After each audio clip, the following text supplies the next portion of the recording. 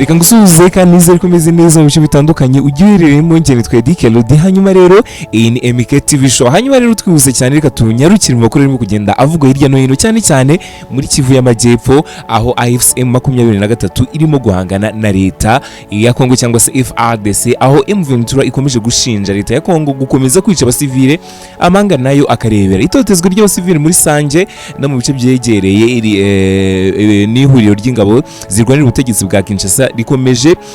Imirwanire irakomeje, umuryango mpuzamahanga ukomeje kurusha rwose ukarumira nk'uko byatangajwe n'ihuriro rirwanya ubutegetsi AFC M23 cyangwa se Alliance Fleuve Congo.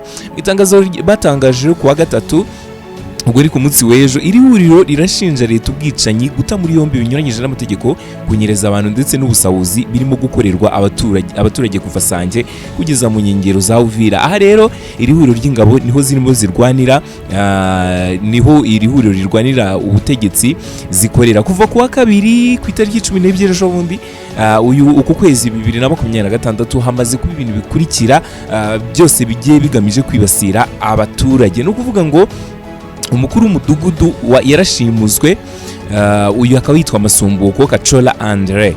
Uyu mudugudu nuwo muri kara gace nyine aho Congo yamaze gufata. Hanyuma nanone amaduka n'ubucuruzi bikomeje gusahurwa, mu gihe butike y'umukuru w'umudugudu wa Kinanira nayo yasahuwe. Uyu nguyu rero akaba aherereye Kinaniro. Hanyuma rero butike nanone ya Bwana Jean kuri avenue ya Kine muri Kinanira nayo yaribwe. Ni mu gihe kioske iherereye mu gace ka Musenyi kuri Mapera avenue, aha naho harasahuwe. Witwa Grass Bar nabwe bamwibiye butike. Iyi butike ikaba yari iherereye mu gace ka Kinanira ya kabiri kuri avenue ya Kine inyuma ya Kiliziya Gatolika. Abasivile bakomeje kwicwa muri ibi bitero byose biri kugenda bigabwa na leta, ibigaba ku baturage babo. Wakibazo tise bigenda bite kugira ngo leta y'ubwayo yibe umuturage wayo none udafite n'ibyamirenge.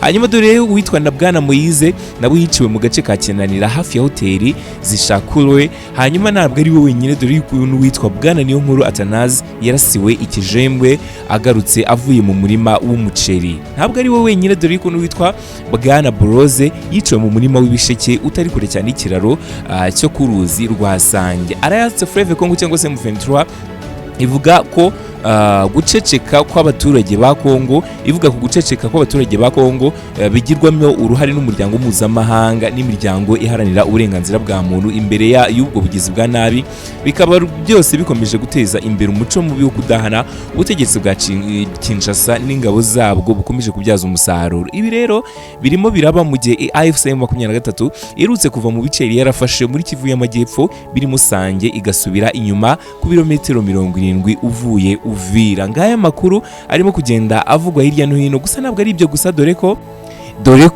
banki ya Kadeko yafunguwe na AFC M23 nyuma y'uko leta ya Repubulika Iharanira Demokarasi ya Congo yari imaze gufunga mu banki mu bice bitandukanye. Uriya mutwe ugenzura yatangiye gutanga serivisi z'imari ku batuye mu mujyi wa Goma. Mu mwaka ushize nibwo M23 yafunguye kiriya kigo cy'imari nyuma y'uko leta ya Kinshasa yari imaze gufata icyemezo cyo gufunga banki zose mu mujyi wa Goma na Bukavu. Ku itariki 11 Gicurasi nibwo Kadeko yafunguye gishe ebyiri mu mujyi wa Goma mu muhango wayobowe na Vice Guverineri w'intara ya Kivu y'Amajyaruguru ushinzwe ubukungu n'imari Shadrack Amani.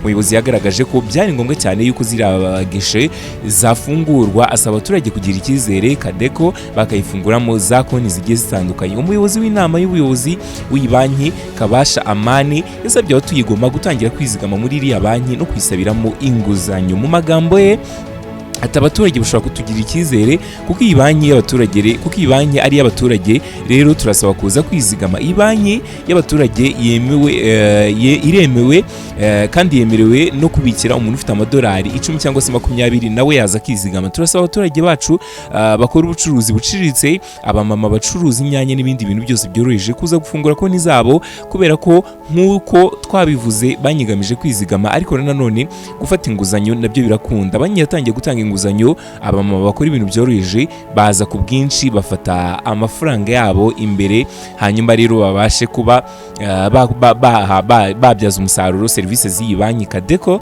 nko gufata inguzanyo nini. uyu muyobozi yavuze ko umuntu ufite ingwate nk'inzu cyangwa se ikibanza yemerewe kuganirira banki ikamuha inguzanyo, mu gihe abadafite ingwate nabo basabwa kujya bishyira hamwe bagakora itsinda kugira ngo babone inguzanyo. Hanyuma rero biteganyijwe yuko mu minsi ya vuba amashami mashya y'iriya banki azafungurwa muri centre zitandukanye za Rucuru, Masisi, Minova n'izindi zitandukanye. Hanyuma ibi ngibi urimo kwibaza uti se bisobanura iki mu rwego rwa politike ndetse n'intambara AFC M23 irimo ku Rwanda? Kuba umutwe wa gisirikare wa AFC M23 utangiye gufungura banki no gutanga inguzanyo ni ikintu gifite ubusobanuro bukomeye cyane muri politike. Ntabwo ari ubucuruzi busanzwe gusa, wisizenguye neza usanga harimo ibikurikira: harimo kwerekana ko bashaka kuba nk'ubutegetsi cyangwa se state building, ibisobanura ko badashaka kuguma kuba umutwe w'inyeshyamba gusa, ahubwo bashaka kugenzura ubukungu, gutanga serivisi abaturage bakeneye nk'inguzanyo, kwiyerekana nk'ubuyobozi busanzwe. Mu magambo yoroshye bameze nk'aho bashaka kugaragaza ko bashobora gusimbura leta ya demokarasi ya Congo mu bice bamaze kugenzura. Hanyuma icya kabiri, biragaragaza gushaka gushyigikirwa n'abaturage. Abaturage buriya babonye bashobora kubona inguzanyo, bashobora kuba hari ibikorwa by'ubukungu barimo kugenerwa, ibi nabyo bishobora gutuma abaturage batangira kwizera uwo muntu cyangwa se bakawubonamo inyungu kurusha leta isanzwe baba basanzwe bafite. Hanyuma ibi nanone ni uburyo bwo kwigarura imitima y'abaturage, winning hearts and minds, kwigenga mu bukungu, economic independence. Ibi nabyo economic independence, ibi nabyo rwose bisa naho ari byo bashyize imbere cyane. Iyo umuntu buriya afite banke ntabwo aba akeneye inkunga zo hanze, ntabwo aba akizikeneye kuko aba ashobora kubona amafaranga yo gukomeza ibikorwa bye, harimo nk'intambara n'ibindi bitandukanye. Ibi ngibi biba bizatuma ubu umutwe ukomeye bakaba barushaho kuzamura urwego rwabo rwa politike n'intambara. Hanyuma ikindi cya kane ni ubutumwa ku mahanga. Gufungura banki mu matware yabo ni ubutumwa bukomeye cyane ku mahanga no ku miryango mpuzamahanga, ni ukwerekana yuko atari umutwe woroshye gusenya, kwerekana ko bafite gahunda yo kumara igihe kirekire. Hanyuma nanone birasa nk'aho bavuga bati turateganya gutegeka, ntabwo ari ukurwana gusa. Icya gatanu kandi ni impungenge n'ingaruka bishobora kugira, nubwo wenda bashobora kugaragara neza ku baturage bamwe na bamwe, hamwe hari ibibazo bishobora gukomeza kugabanya ububasha bwa leta ya Congo, harimo dore ko ibi bishobora gutuma intambara y'igihe kirekire, nanone bikaba byatuma habaho leta ebyiri mu gihugu kimwe, ibintu nanone bitavugwaho rumwe. Ntabwo ari ibyo gusa, reka tuve muri Afurika, by'umwihariko muri Congo, tunyarukire mu gihugu cya Philippines. Ibintu byakomeye cyane, dore ko amasasu abarirwa kuri 15 yumvikanye muri Sena Philippines nyuma y'uko polisi y'ingabo zirwanira mu mazi zinjiye mu cyumba cy'inteko bashaka guta muri yombi umwe mu basenateri ushakishwa n'urukiko mpuzamahanga mpanabyaha. Al Jazeera rero yanditse ko amasasu yumvikanye ubwo abasirikare bafite imbunda n'abapolisi bafite ingabo binjiraga mu ngoro y'inteko ishinga amategeko. Umunyamakuru wa Al Jazeera yavuze ko yumvise amasasu 15 ariko ntihamenyekane neza uwarashe. Senateri Ronaldo de la Rosa yari yatangaje ko ashobora gutabwa muri yombi, asaba abaturage kujya ku ngoro y'inteko ishinga amategeko kuburizamo itabwa muri yombi rye no koherezwa mu rukiko mpuzamahanga mpanabyaha. ICC yashyize hanze impapuro zo guta muri yombi de la Rosa zashyizweho mu Gushyingo 2025 akekwaho ibyaha byibasiye inyokomuntu, ibya Rodrigo Duterte ashinjwa, ndetse anategereje kuzaburanira mu rukiko rw'ihagwe mu Buholandi. De la Rosa rero yakanye ibyaha byo kwica ashinjwa.